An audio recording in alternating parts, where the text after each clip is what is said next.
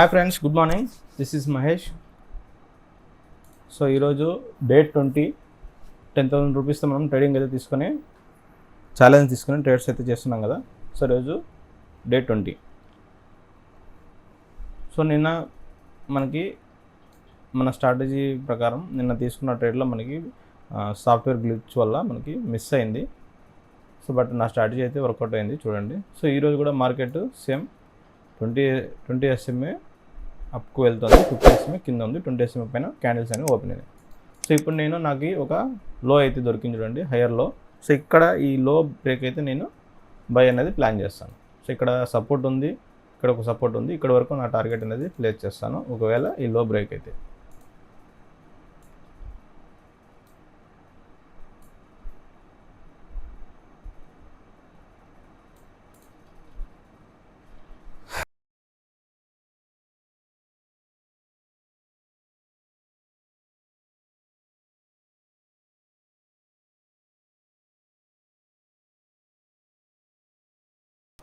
So 500 rupees అయితే ప్రాఫిట్లో ఉన్నాం మనము.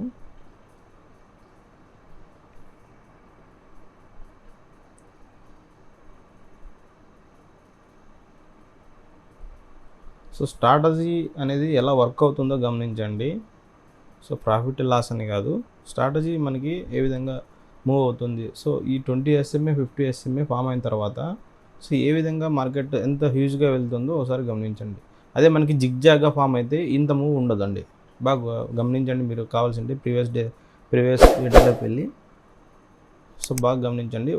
నేను చెప్పిన విధంగా ఈ 20 SMA 50 SMA అనేవి ఇలా పైకి వెళ్తున్న కొద్దీ మార్కెట్ అనేది హ్యూజ్గా ఉంటుందండి. సో హ్యూజ్గా ఉంటేనే మనము మార్కెట్లో గెయిన్ చేయగలం. మనకి జిగ్జాగ్గా ఉంటే మనం గెయిన్ చేయలేము అనమాట. సో ఇక్కడ R4 ఉంది. సో ఇక్కడ సపోర్ట్, ఈ R4 కనుక బ్రేక్ చేస్తే మనకి ఇక్కడ ఈ సపోర్ట్ వరకు మార్కెట్ అనేది వస్తుందండి.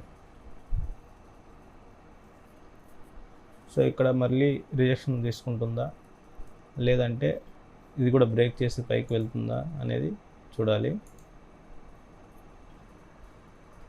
R4 ఉంది కదా, అందుకే రిజెక్షన్ అనేది ఎదుర్కొంటుంది. సో R4 కనుక బ్రేక్ చేస్తే మంచి మూవ్ ఉంటుంది, లేదంటే మళ్ళీ మార్కెట్ రిటర్న్ అయ్యే ఛాన్స్ ఉంటుంది. అప్పుడు నేను నా స్టాప్ లాస్ని కాస్ట్ టు కాస్ట్ పెట్టేస్తానండి. సో 25,250 కాల్ అయితే తీసుకున్నాను నేను. సో ఇన్ ద మనీలో అయితే బై చేశాను. సో మనకు డికే ప్రాబ్లం ఉండకూడదు అని 1000 రూపీస్ అయితే స్టాప్ లాస్ ప్లేస్ చేశాను.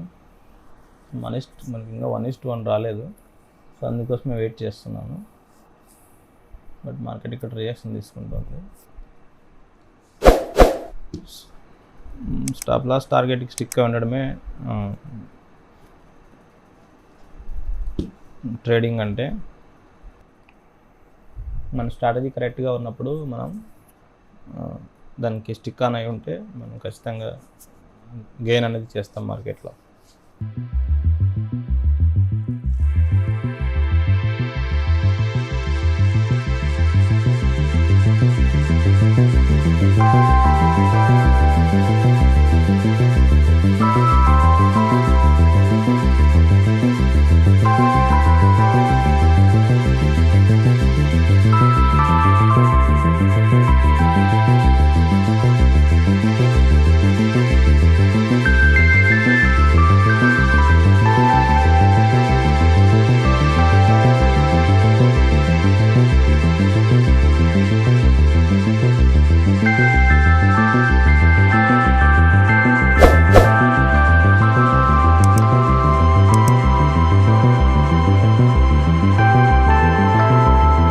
R3 కనుక బ్రేక్ చేస్తే మనకి లాస్ అనేది ఫేస్ చేస్తామండి. మార్కెట్ అయితే ఖచ్చితంగా డౌన్ ట్రెండ్ ఇక్కడికి వచ్చి మళ్ళీ రిజెక్షన్ తీసుకొని పైకి పోవచ్చు. సో ఈ గ్యాప్ ఉంది కదా, ఈ గ్యాప్ ఫిల్ చేసుకొని పైకి పోవచ్చు. సో అలా కనుక జరిగితే మన స్టాప్ లాస్ అనేది హిట్ అవుతుంది. సో మన స్ట్రాటజీ ప్రకారం అయితే మనకి 1:1 వెళ్ళేది, కానీ 800 రూపీస్ అయితే మనకి ప్రాఫిట్ వరకు వెళ్ళింది. బట్ నేను దాన్ని తీసుకోలేదు. సో పేషెన్స్గా వెయిట్ చేస్తున్నాను 1:1 కోసం. సో 1:1 రాలేదు. సో ఒకవేళ ఈసారి కనుక 1:1 వస్తే సో నా స్టాప్ లాస్ని ట్రయల్ చేసుకుంటాను. So cost to cost. So ఈ R3 అనేది బ్రేక్ చేయాలండి. ఈ R3 కనుక బ్రేక్ చేస్తే మంచి మూవ్ ఉంటుంది. లేదు ఇక్కడే మళ్ళీ రిజిస్ట్రేషన్ తీసుకుని ఆర్త్రి దగ్గరకు వస్తే ఈ ఆర్త్రి బ్రేక్ చేస్తే మళ్ళీ డౌన్ ట్రెండ్. ఒకవేళ నాకు 1:1 కానీ లేదంటే ఈ పాయింట్ దగ్గరికి వచ్చినా కూడా నేను తీసుకుంటాను. ఎందుకు అంటే రిస్క్ ఎందుకు చేయను అంటే ఈరోజు వైడ్ సిపిఆర్ ఫామ్ అయింది. సో వైడ్ సిపిఆర్లో అంత మూవ్ ఉండకపోవచ్చు. ఒకవేళ ఉన్నా కూడా నేనైతే ఫస్ట్ మన 1:1 తీసుకొని బయటకు వచ్చేస్తాను. ఆ తర్వాత మళ్ళీ ఒకవేళ హై బ్రేక్ అయితే మళ్ళీ ఇంకోసారి ట్రై చేస్తాను. ఫస్ట్ మనం పాయింట్స్ని గెయిన్ చేసుకోవాలి కదా.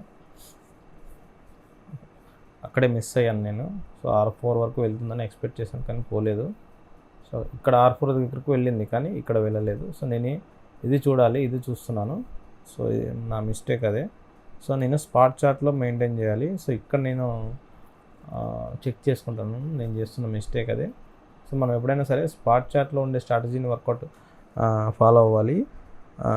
ఆప్షన్ చార్ట్లో ఉండే స్ట్రాటజీస్ని ఫాలో అవ్వకూడదండి. ఎందుకంటే ఇక్కడ మా డికే అవుతుంటుంది అనమాట. ఇక్కడ మనకి స్పాట్లో డికే కాదు. సో ఇక్కడ R4 వరకు వచ్చింది మార్కెట్. సో మనం అందుకని ఇక్కడ తీసుకోవాల్సింది. సో తీసుకోలేకపోయాము. సో నేను స్టాప్ లాస్ని తగ్గించుకున్నాను. సో 700కి నా స్టాప్ లాస్ని తగ్గించుకున్నాను. సో 1:1 కోసం ట్రై చేస్తున్నాను. సో 1:1 రాగానే నేను నా స్టాప్ లాస్ని ట్రయల్ చేసుకుంటాను.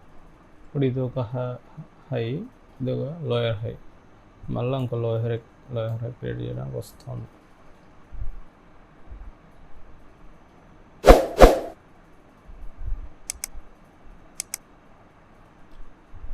హిట్ అయిపోవచ్చు.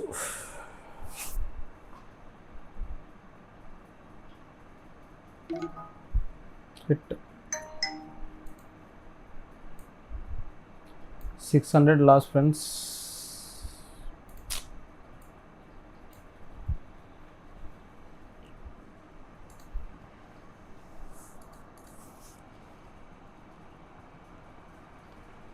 సో మనకి ఈ ట్రేడ్లో ఒక 12 పాయింట్స్ అయితే వచ్చింది, గెయిన్ చేసాము. బట్ అమౌంట్ తీసుకోలేకపోయాను. సో ఎక్కువ ఎక్స్పెక్ట్ చేయడమే ఈ ట్రేడ్లో నా లాస్ కారణం. సో ఇక్కడ నేను తీసుకోవాలంటే సరిపోయిండు, బట్ తీసుకోలేకపోయాను. చూస్తాను ఒకవేళ నెక్స్ట్ ఏమైనా ఆపర్చునిటీ దొరుకుతుంది అని.